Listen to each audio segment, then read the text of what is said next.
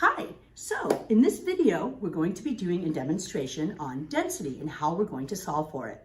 If you look on the board, you can see that density is just the mass per unit volume of a substance. Mass is just what something weighs.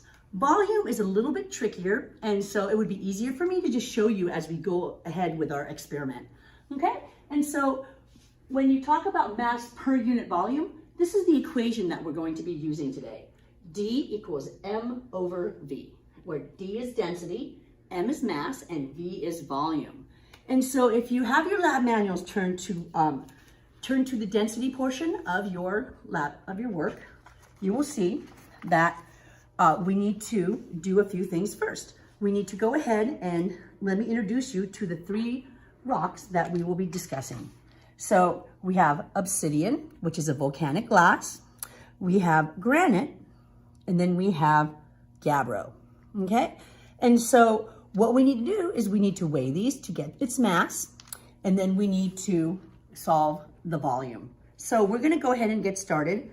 I'm gonna go ahead and use granite first. So if you turn to your lab manuals to the next page, you'll see that there's a table, and you can fill in all this information on the table. So the first thing we need to do is we're gonna take the mass for granite, and I have my scale turned on. I have it set to 0. And I'm gonna go ahead and record the mass of this rock. And so you've got 42 grams, and you wanna wait a second, and it's gonna go back and forth. And so we're gonna go ahead and call it 42.7 grams. So let's go ahead and I'm gonna put down granite, and the mass of granite is 42.7 grams. Always use your units. If you don't use your units every time, things are gonna get really messed up really fast. So if you remember earlier in this lab, we talked about significant figures. The less accurate a significant figure is, the less you wanna use. Well, a scale is highly accurate. So we wanna record 42.7 grams, exactly how the scale said. All of our equations now will not be any larger than 1 unit past the decimal, okay? So let's do volume next. And so volume is simply the measure of how much a object occupies space or the volume in water. So I have a graduated cylinder, and I have a preset amount of water that I went ahead and measured out, and we're gonna be pouring into the graduated cylinder. Now, you can see, first of all, before we do anything, you can see this graduated cylinder, each tick mark represents two units of measurement, whereas it's not one that goes 10, 20, 30, or 1, 2, 3, 4. These go 2, 4, 6, 8. Okay, I just wanted to let you guys know that, and you can see that it is exactly set at 110 milliliters. Okay, so that is going to be our volume initial. That's the volume of water that we started with, and that's 110 milliliters. I'm sorry, let me go ahead and do this because we want to do the exact. And then what I'm going to do next is we're going to go ahead and gently place the rock and submerge it into the water. And you want to do this very gently, because if you lose any water, then your experiment is completely not good anymore. So we're going to take a look and see where that water level now reaches, and I believe the water level is at 126 milliliters. Yes, because this is 110, this is 120, 2, 4, 6. So we're going to go ahead and put the volume final as 126 milliliters. Okay, so how do we solve for the volume?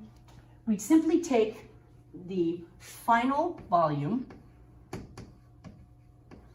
and we subtract it from the initial to get 16 milliliters. Okay, so the volume is equal to 16 milliliters. So now we have all of the components that we need to solve for density, okay? So V equals 16.0 milliliters. I'm gonna go ahead and erase this so we have room to do more equations, okay? So, to solve for density, first of all, I wanna make sure that I'm pulling the correct values. So I'll put a red circle around it. So density equals mass, oops, let me keep using white, divided by 16.0 milliliters. And you will see that the units that you're left with is going to equal grams over milliliters. Okay? And so I'll be honest with you, I am a terrible math person. So I'm going to pull out my trusty calculator and I'm going to go ahead and solve that way. And so I have an answer that looks something like this. And there's a gazillion different numbers to the right of the decimal. Do you see that? But since my scale only had one significant figure after the decimal, that's all I'm going to use. So the answer is 6.5 grams per milliliter. That is the density of my rock. So we just did granite, and so we're gonna need to do 2 more rocks, and rather than me going through and giving it away and walking you through it, I'm gonna go ahead and do the same experiment with both the rocks with little instruction, and I want you guys to record that information and solve for the density of the gabbro and the obsidian. So before we begin, I need to drain my cylinder, pull the rock out, make sure that it's completely empty, okay? And we're gonna go ahead and if you pull out your table, we're gonna do gabbro next. So,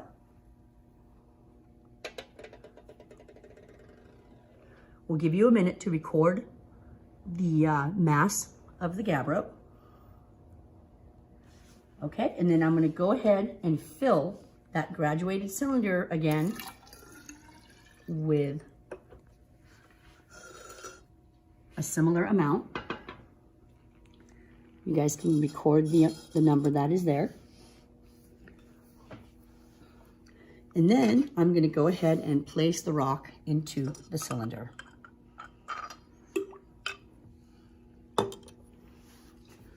Okay, I will give you a minute to record the final volume.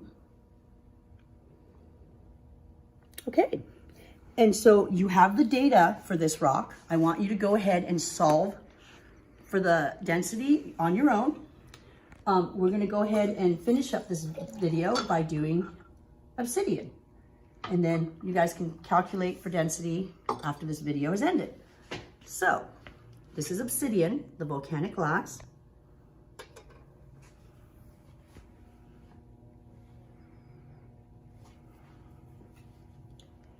And then we're going to go ahead and pour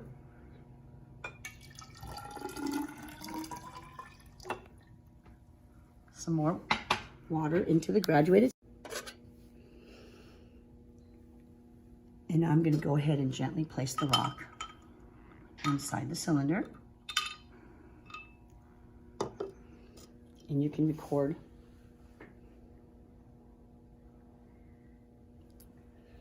Okay, so I've given you the data to go ahead and solve for density on the remaining 2 rocks. Now remember, the hypothesis is that do rocks become denser as you go farther down into the Earth's interior?